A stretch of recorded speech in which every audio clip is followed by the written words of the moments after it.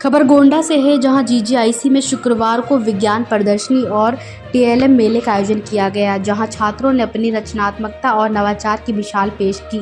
कार्यक्रम में आवश्यकता आविष्कार की जननी है की कहावत चरितार्थ होती नजर आई।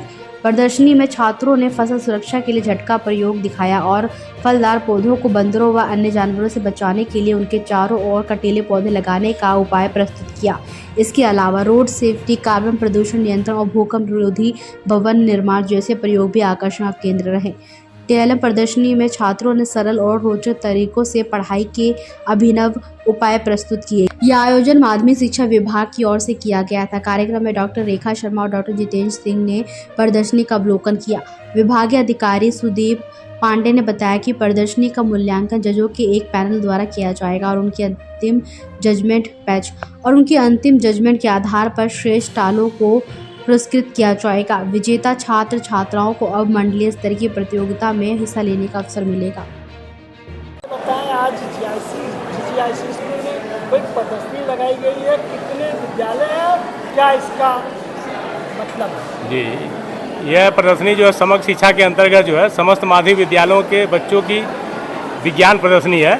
इसमें जो है 2 वर्ग है, एक जूनियर वर्ग कक्षा 9 से 10 और दूसरा जो है सीनियर वर्ग 11 से 12 है।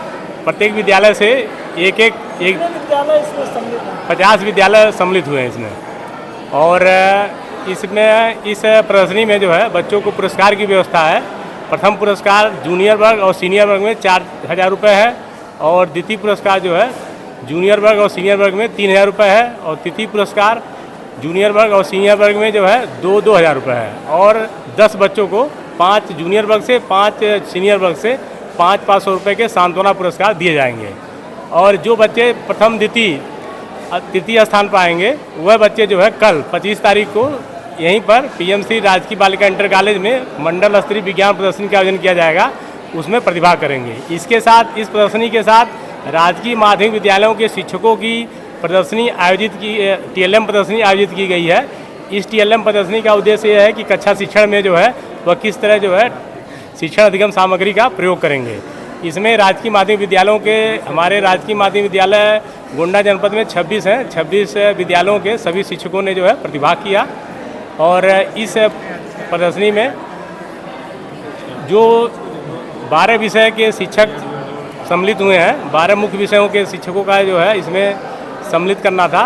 इसमें जो शिक्षक चयनित होंगे वह कल मंडल स्तरीय टीएलएम प्रदर्शनी में प्रतिभाग करेंगे। क्या नाम है? मेरा नाम उत्तम कुमार मल है, मैं जिला समन्वयक माध्यमिक शिक्षा। सर, मेरा नाम श्रेयांशी पांडे है, मैं एमडी सिंह इंटर कॉलेज की छात्रा हूँ। प्रदर्शनी कहाँ लगी है? आज प्रदर्शनी राजकीय बालिका इंटर कॉलेज गोंडा में लगी है। किस चीज़ की आपने प्रदर्शनी लगाई है? हमने प्रदर्शनी लगाई है, हमारे प्रोजेक्ट का नाम है गार्बेज कलेक्टर। जैसे गांव शहरों में नाली में कई सारे कूड़े इकट्ठा हो जाते हैं, तो उसमें कई सारे कूड़े ऐसे होते हैं, मतलब जिससे अगर हाथ से उठाए तो हाथ गंदा हो जाता है और हाथ में चोट भी लग सकती है। कई सारे कूड़े होते हैं, तो मतलब ये हमारा प्रोजेक्ट है कि उस कूड़े को ये उठाएगा, यहाँ से घुमाने से अगर इस कूड़े को यहाँ से कलेक्ट करेगा, फिर यहाँ पे लगे कलेक्ट करेगा। अगर ज़्यादा छोटा कूड़ा है तो इसमें नट लग जाएगा, इसमें नट लग जाएगा। अगर फ्यूचर में इसे थोड़ा बड़ा करना है, इसे ऑटोमेटिक करना है, तो इन चारों इसके स्टैंड की जगह पे लग जाएगी व्हील और यहाँ पे मोटर लग जाएगा, जिससे हमारा प्रोजेक्ट ऑटोमेटिक हो जाएगा।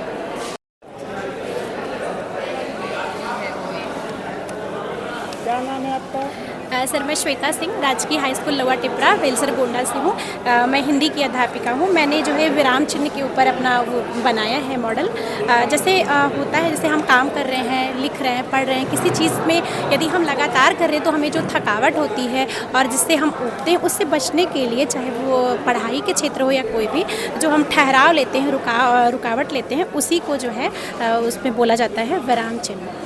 तो ये जो है कैसे, जैसे हम लिख रहे हैं तो लगातार हम नहीं लिखेंगे, जो हम उसी के माध्यम से बच्चों को बताना चाहते हैं कि आप जो है जब अपना लेखन करेंगे तो किस तरह से करेंगे, जो आपकी वाक्य संरचना और आपका जो वो हो साहित्य जो आप लिख रहे हैं कुछ भी, कैसे आपका व्यवस्थित और उचित ढंग से हो। हमारा नाम अभयराज गोस्वामी है।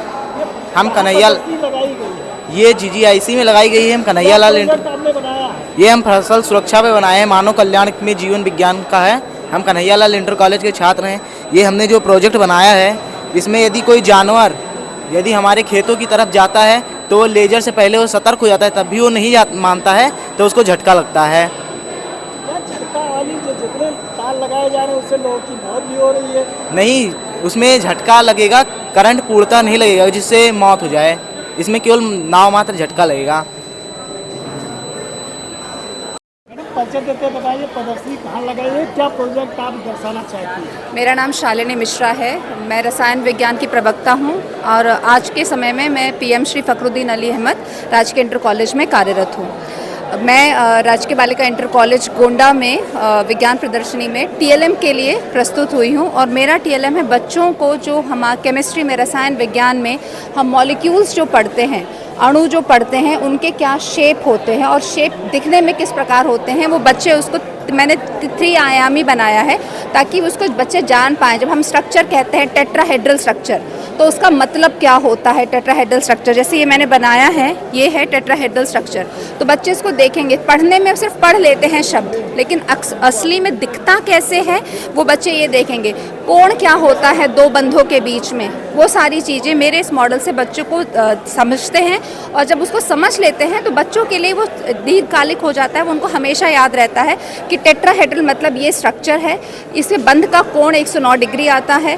बेंड स्ट्रक्चर मतलब क्या है, बेंड स्ट्रक्चर किस में मिल रहा है, जल में हमको मिलता है, उसमें हमारा बंध कोण क्या बन रहा है। इसी प्रकार से पिरामिडल स्ट्रक्चर क्या होता है, जो कि हमें अमोनिया में मिलता है।